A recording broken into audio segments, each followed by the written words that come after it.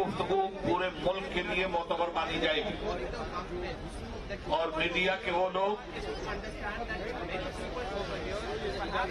जो हर प्रोग्राम को हुकूमत के मकसद के तहत कवर करते हैं,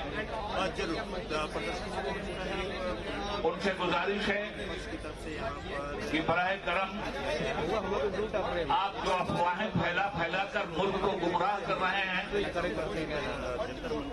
और हिंदुस्तान भर के लोगों को भ्रमित कर रहे हैं, आप अपने पेशे के साथ नमक हलाली नहीं कर रहे हैं। इसलिए मैं फिर एक मर्तबा अपनी गुफ्तगू करने से कब मीडिया के लोगों से मुअद्दबाना गुजारिश करूंगा कि आप समाज की आंख हैं, समाज की निगाह हैं और आपके जरिए समाज अपने हालात को देखता, पढ़ता और सुनता है और आप अपनी प्रोफेशनल ड्यूटी पूरी करने के बजाय समाज को गुमराह करेंगे, समाज को भ्रमित करेंगे, समाज में नफरत का माहौल पैदा करेंगे, तो आप अपनी ड्यूटी पूरी नहीं कर रहे हैं बल्कि अपनी ड्यूटी से खुली हुई गद्दारी कर रहे हैं। मेरा ख्याल ये है कि ये मैसेज सभी लोगों तक पहुंच गया। अब कुछ जरूरी बातें मैं आपकी खिदमत में पेश करना जा रहा हूं।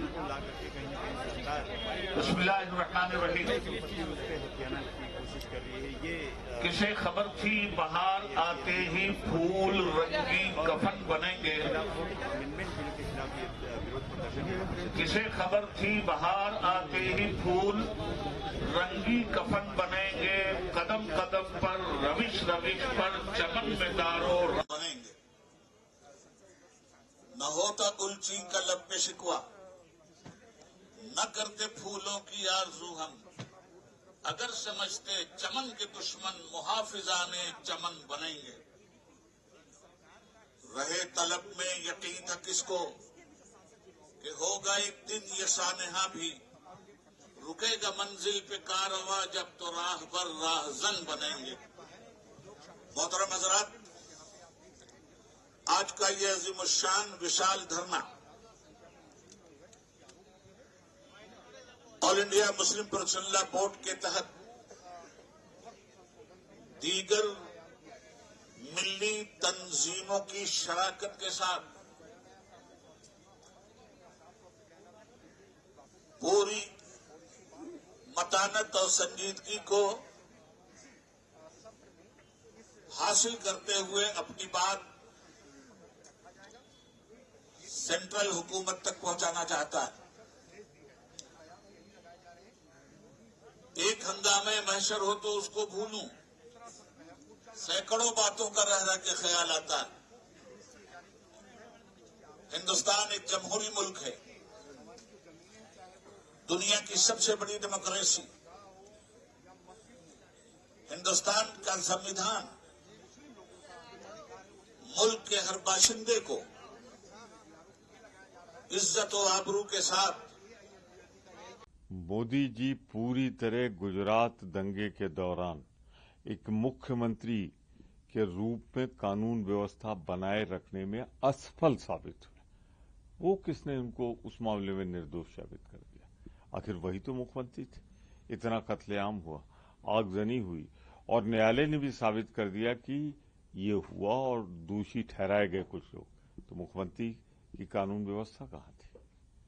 ये अलग बात है कि चूंकि वो सत्ता में थे, केंद्र में भी सत्ता में आ गए, तो उन्होंने उसे मैनेज कर लिया और उसके अलावा वो अपनी जिम्मेदारी से बच नहीं सकते। लेकिन जब वो कहते हैं एक तक कई आतंकवादी घटनाओं का वो जिक्र करते हैं, जो वैश्विक आतंकवाद भारत को जकड़ रहा था, जिंदा ट्रेन में लोगों को जलाया गया और ये कहा गया, एक नैरेटिव सेट किया गया कि ये सबसे बड़ा दंगा है भारत का, जबकि गुजरात में इससे पहले बड़े दंगे हुए। मेरे आने के बाद 2002 से अब तक कोई भी सांप्रदायिक घटनाक्रम नहीं हुआ। दंगे बड़े हों या छोटे हों, कुछ दंगे हो जाते हैं, कुछ कराए जाते हैं। गुजरात दंगा, गोधरा दंगा, मैं मोदी जी आप पे इल्जाम लगाता हूं कि आपके मुख्यमंत्री काल में लापरवाही से हुए नहीं, कराए गए। दूसरा था संघ की उन्होंने भूरी भूरी तारीफ की है कि संघ वो संस्कार देता है जो देश सेवा को प्रेरित करता है। समाज सेवा को प्रेरित करता है। संघ 70,000 स्कूल संचालित करता है। 30 लाख बच्चे एक दिन में स्कूल जाते हैं। इसको आप कैसे देखते हैं? संघ 100 साल पूरा करने वाला है। देखिए, राष्ट्रीय स्वयंसेवक संघ की एक विचारधारा है, मैं उससे सहमत नहीं, बहुत से लोग उससे सहमत नहीं और बहुत से लोग उससे सहमत, उस पर किसी का कोई विवाद नहीं। अब देखें ना, देश को 2 प्रधानमंत्री मिले, एक अटल बिहारी वाजपेयी जी और दूसरा नरेंद्र मोदी जी। दोनों संघ की विचारधारा के हैं, संघ से निकल कर आए, पर दोनों की स्वीकार्यता को तो देखिए। अटल जी की स्वीकार्यता कहाँ है और इनकी स्वीकार्यता कहाँ है? और ये इतनी चापलूसी, इतनी तारीफ, इतनी कसीदे क्यों पढ़े जा रहे हैं आरएसएस के? जो मतभेद है वो सबको दिख रहा है। नड्डा साहब का कार्यकाल खत्म हुआ, राष्ट्रीय अध्यक्ष के रूप में बढ़ाया गया, अब बड़ा कार्यकाल भी खत्म हो गया, पर इनके दोनों के बीच में मतभेद के कारण भारतीय जनता पार्टी को राष्ट्रीय अध्यक्ष नहीं मिल पा रहा। तो दोनों का मतभेद है। अब ये मैं क्यों, किस नियत से इन्होंने तारीफ की, ये आने वाले वक्त बता देंगे। दूसरा सर, पाकिस्तान को वो अपने शपथ ग्रहण समारोह में सार्क देशों को प्रधानमंत्री पाकिस्तान को भी आमंत्रित किया। अच्छी पहल भारत की तरफ से की गई, लेकिन पाकिस्तान हर बार निराश किया और पाकिस्तान प्रायोजित आतंकवाद भारत में भेजा जाता है। इसलिए जो भारत चाहता है कि पड़ोसी और पाकिस्तान के साथ शांति और समन्वय कायम हो, वो पाकिस्तान उस चीज को आगे नहीं बढ़ा पाता है। आपके ज्ञान चक्षु अब क्यों खुले? इसके पहले ये ज्ञान प्रधानमंत्री जी आपको क्यों नहीं था? उस दिन जब आप गए, काबुल से चले दिल्ली पहुंचना था और लाहौर में पहुंच गए नवाज शरीफ की मां के चरणों में अभिनंदन करने, उनके यहां शादी में। ये मत कहिएगा कि आपने का पहले से प्लान नहीं था। गिफ्ट कहां से आई? वो भी तो थी, वहां सारे इंतजाम थे। क्या आपको 1965 और 71 आपके पहले नहीं हुआ था? पर आपकी दिक्कत यह है कि आप गए लाहौर और उसके बाद पठानकोट हवाई अड्डे पे हमला हो गया। तो किसने विश्वासघात किया? विश्वास करते हुए तैयारी भी रखनी चाहिए थी आपको, जैसा इंदिरा जी ने किया। 65 में पाकिस्तान ने हाथ उठाया, जरा सा आंखें दिखाई, निकाल के रख दी आंखें, लाहौर तक चढ़ गई हमारी सेना। यही नहीं, 1971 में पाकिस्तान के 2 टुकड़े करके बांग्लादेश बना दिया। आप में ये सब हिम्मत नहीं। तो कह रहे मैं अच्छी नीयत से लाहौर गया था ताकि पाकिस्तान शांति और प्रगति की राह पर। तो मानिए ना कि आपसे गलती हुई, मानिए ना प्रधानमंत्री के रूप में आपने गलत कदम उठाया। आपने 1965-71 से सबक नहीं सीखा।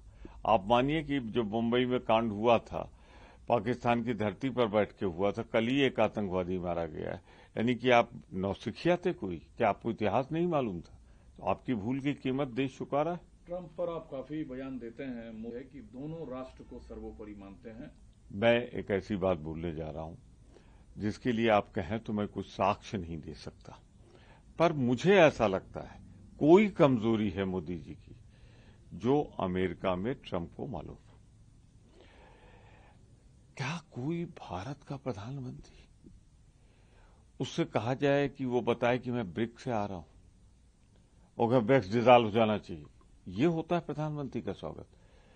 फिर उसके बाद टैरिफ की बात आप कहने गए हैं और कह रहा है टैरिफ कम करिए, खत्म करिए, और आप हैं हंस रहे हैं। अरे प्रधानमंत्री जी, आप भारत के प्रधानमंत्री हैं, 140 करोड़ लोगों के प्रधानमंत्री हैं, आपके कोई निजी विचार नहीं हो सकते? आप क्यों इतना ट्रंप के सामने क्यों निरीह बने रहे? क्यों भारत का अपमान होने दिया? ये भारत की घोषित नीति है जो ब्रिक्स हम जाते हैं, ये भारत की घोषित आर्थिक नीति है टैरिफ के मामले में, और आप बेबस उसके सामने हंसते रहे। तो मैं सिर्फ इतना कहना चाहता हूं प्रधानमंत्री जी, ट्रंप के सामने न सही 56 इंच का सीना, पर एक सामान्य सीना लेके जाइए और उठा हुआ सर लेकर जाइए। सर, वक्फ बिल को लेकर कांग्रेस की line, India Muslim personal law board Jantar Mantar पर बड़ा प्रदर्शन कर रहा है। वक्फ की जब जेपीसी थी वहां भी हमने स्पष्ट कर दिया, पार्लियामेंट में जब आएगा वहां भी स्पष्ट कर देंगे। हमारी घोषित नीति है, हम भारतीय जनता पार्टी के जिस तरह जो भारतीय जनता पार्टी चाहती है हम उससे सहमत नहीं। सर, आप सदन में उपनेता हैं और मल्लिकार्जुन खड़गे ने डी पर सवाल उठाया है, दक्षिण के राज्यों के साथ न्याय नहीं होने पर एकजुट होकर दक्षिण के राज्यों को खड़ा होने की अपील। उत्तर से दक्षिण, पूर्व से पश्चिम, हर राज्य के साथ न्याय होना चाहिए। मैंने आज ही इलेक्शन कमीशन में नोटिस दी है, मैं चाहता हूं इस पर चर्चा हो। सदन में जो खड़गे जी के विचार हैं वही कांग्रेस के विचार रखे जाएंगे।